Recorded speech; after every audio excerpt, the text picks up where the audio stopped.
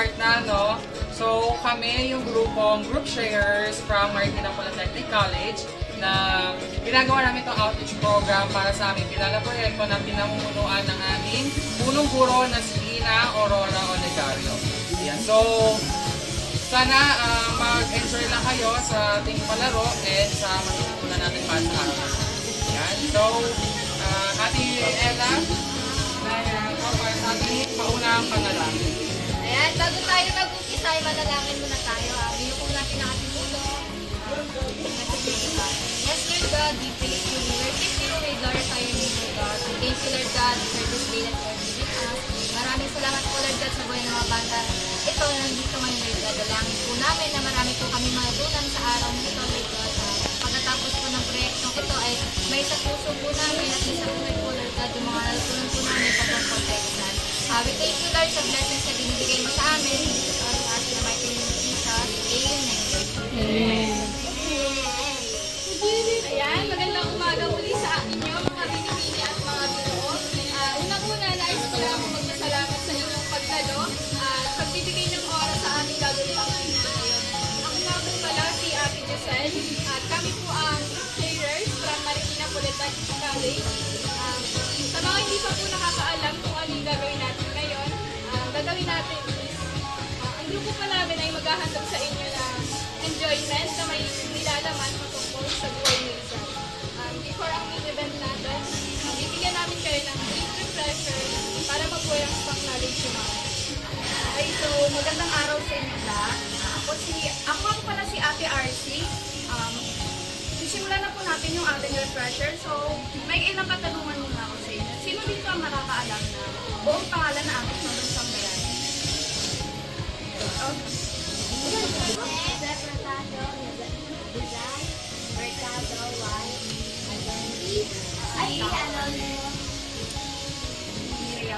So, tama. Ang buong pangalan ng ating pambansang bayani ay Jose Protasio Rizal Mercado A. Alonzo Realonda.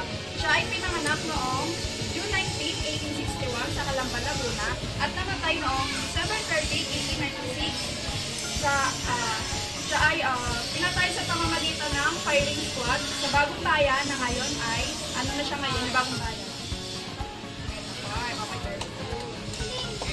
Magandang araw naman po sa ating lahat. Ako si Ate Pedro. So, kanina po ay pinalaki ni Ate RC kung saan at kailan pinanganak si Rizal at kung saan at kailan po siya namatay.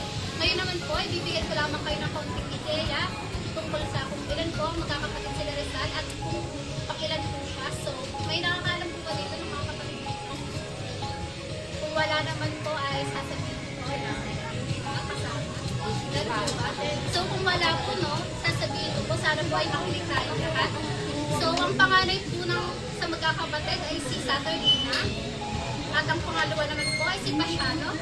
Tandaan po natin yan, no? At ang pangatlo naman po ay si Narcisa, o may palayo po siya na si Sisa. At ang pang-apat naman po ay si Olivia. Ang panglima po ay si Maria. Lucia, rather. At ang panglima po ay si Lucia. At ang panglima po ay si Maria. Ang pangpito naman po ay ang ating pambansang bayani na si Dr. Rosensan. So, pangpito nga po si Dr. Rosensan. Sana po ay tandaan po natin. Pangwalo naman po ay si Concepcion. At ang pangsyam po ay si Josefa. At ang pangsampu naman po ay si Trinidad o may palayong po na Trinity. At ang pinakahuli at ang bunso po sa magkakapatid ay si Soledad o tinatawag po na Chanel. So ayan po, sana po no, may natutunan po kayo. Sana po makatulong ito sa inyo. At sana po ay tandaan po natin ito upang may sagot po tayo kahit papaano mamaya sa ating panahon. Magandang umaga kasi Ate Alexi. So, mag-proceed tayo sa edukasyon ni Rizal. So, ilan nga ba sila Rizal na magkakapatid? Yeah, very good. Tapos, si Rizal ay nag-aral sa Ateneo de Manila, Municipal de Manila. Tapos, nagtapos siya na bilang sobresaliente or outstanding student.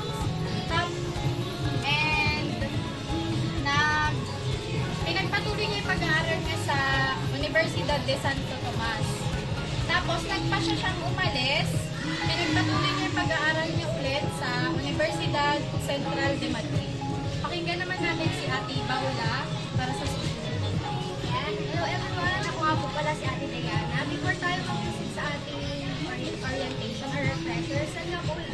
ulit nag-aral si ng batas na ito. Nakapalala ba? Okay, balik kayo mag-plan.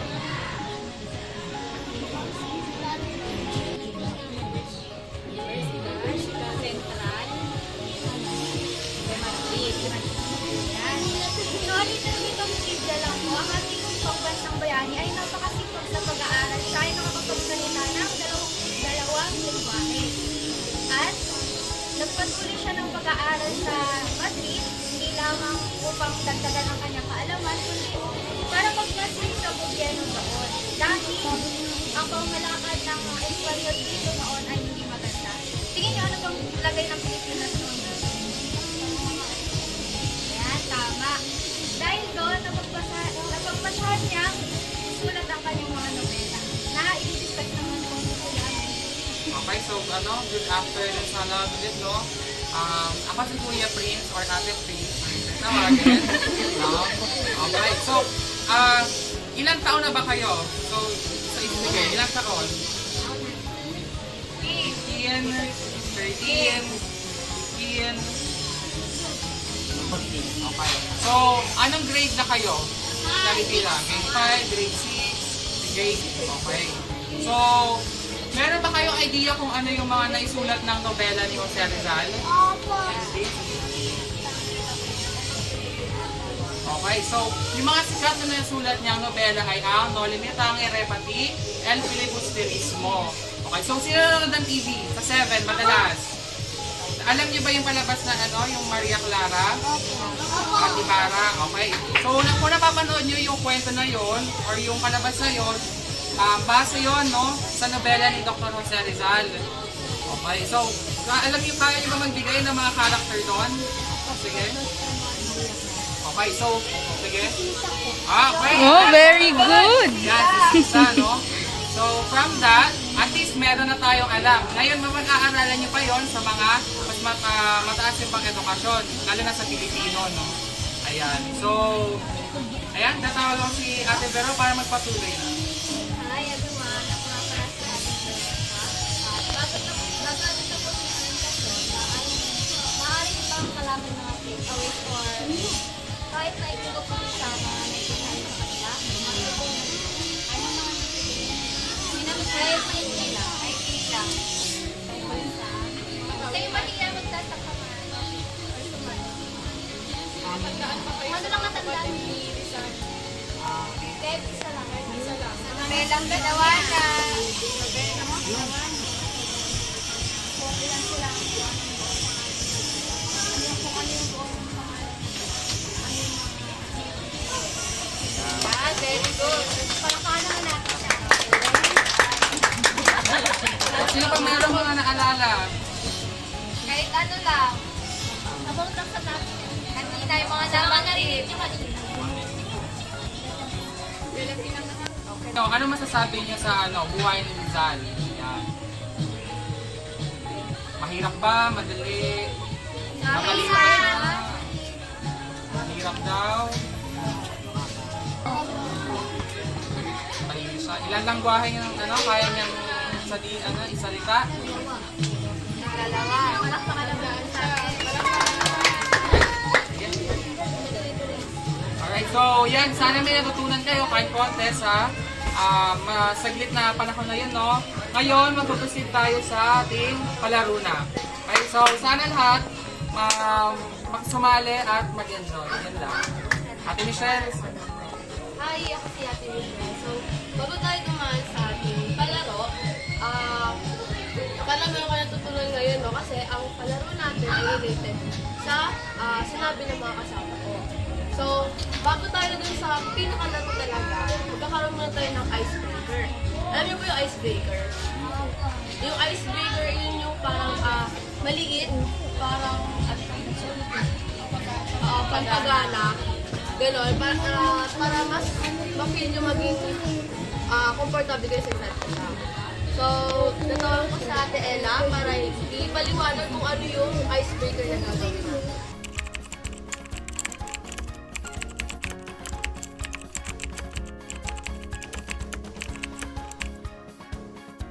So, ayan, magandang umaga sa inyong lahat. Ako si Ate Ella. So, ayan, bago natin kami magkakagrupo mamaya, magkakaroon muna tayo ng icebreaker.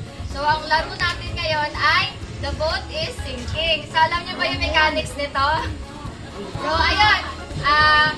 Yung host is magbabanggit ng numero kung saan yung mga kalahok ay bubuin ito. So, kapag nag-stop yung music, yan, papaunahan kayo mabuo yung numero na binanggit ng host. So, sino yung matira matibay sa dulo, siya yung tatakhalin mananalo. So, handa na ba kayo? So, yun, bago tayo mag-umpisa, tayo muna tayo lahat. Ayan. So, since kami ng music, so, maganda kung paikot na lang sa pwede kayo mag-circle, pa-circle, magbumuha ng circle. Ayan.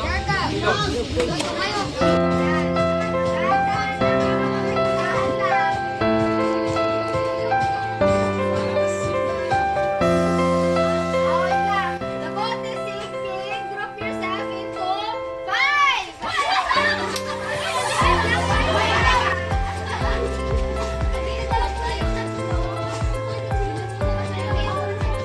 Patay! Yan!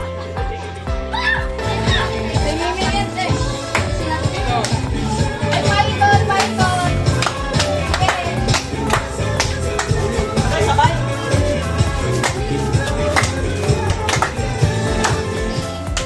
The boat is sinking. Group yourself into 8!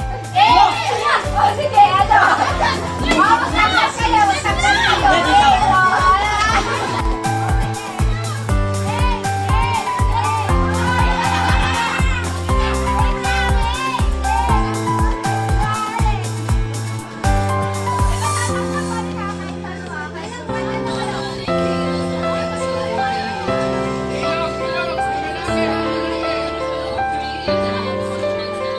Okay, the boat is sinking. Group yourselves into 5. 5.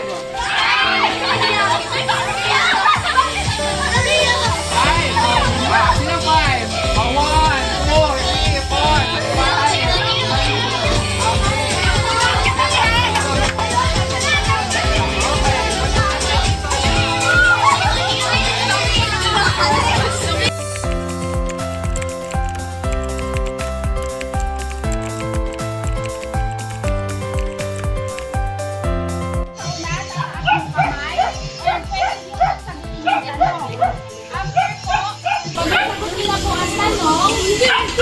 At kung mali po ang sagot ninyo, pwede pong mag-save yung kabilang grupo. At kung sino pong unang makatatlong puntos, kayo po ang mananalo. Pero take note, kapag nakasagot kayo sa unahan, pumunta ka sa likod para ibalawan po namin sasagot. Yan naman ba? Try. Hoy, try! Kunyari magtatanong si Ate Michelle, kunyari nagtanong siya, tapos ikaw, saka ikaw mag-uunahan kay Sarah, tapos kung sino muna makataas ang kamay, pwede yung pwedeng sumagot ng tanong. And after nyo, sa likod kayo, then next member naman, okay? Then another question. Another question. Try. Try? Yeah. O, try. Makinig kayo sa tanong. Are you ready? Okay. Unang tanong. Ano ang buong pangalan ng ating pambansang bayani? Jose Protasio Mercado y Alonso de Alonso. Second question. Basta 1 point na dito Ready, go. 1, go. Next question. Kailan ipinanganak si Rizal? Kahit yung 5, 4, 3, 2, 1, still. June 1861. Tama! 2 points! Next. 1, 2, 3, go!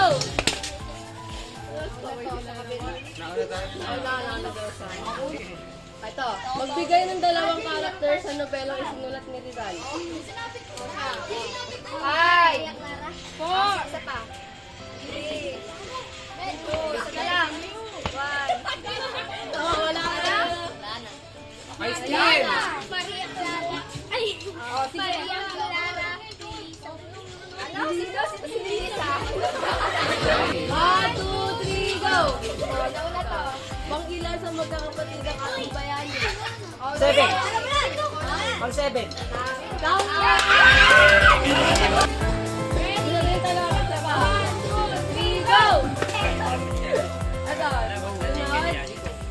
Ano pamagat ng nobela ng ating bayani? O yung dalawang nobela binanggit kayo na.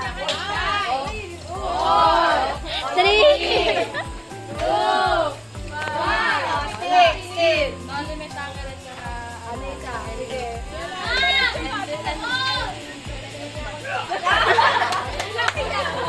Ay, wala na pakuhaan na tama.